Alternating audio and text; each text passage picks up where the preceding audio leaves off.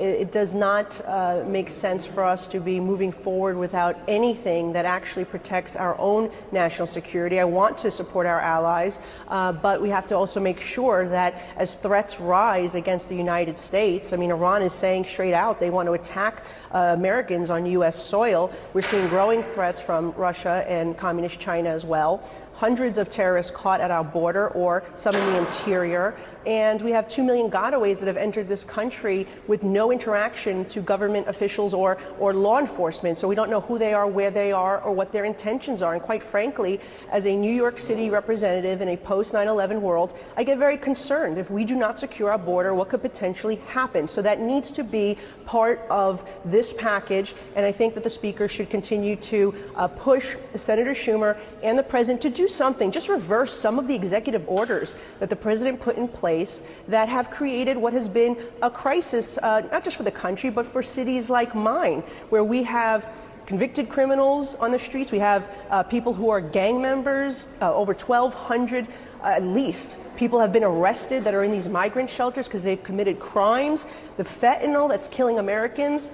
We need to take action, and this can't wait either. Our national security is at risk as well. So we want to support our allies. We need to do the right thing for our country.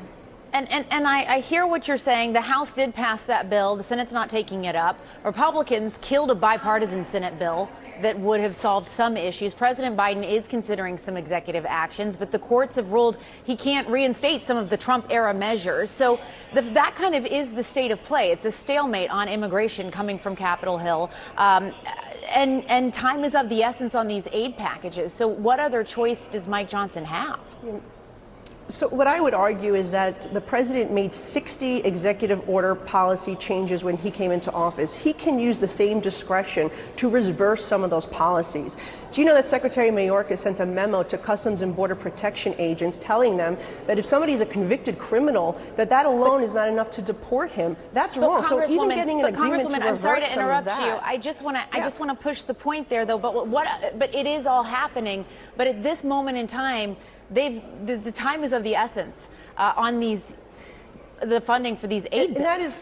And this stuff has not gotten worked out in months. Yeah, but that is why I'm making the case that, Senator Schumer and the president should be giving a little. They see what's happening to our country. Do they not see the drug cartels profiting billions of dollars by human trafficking and drug trafficking? Do they not see 100,000 Americans dying from fentanyl that's coming over our border? Why will they not work with us? Well, they did try to pass No, they did not, actually. Well, because the former president told them to kill it. So I'm just saying it was negotiated by James Lankford. Well, first of all, and Kyrsten Sinema and Chris Murphy. It was a bipartisan piece of legislation.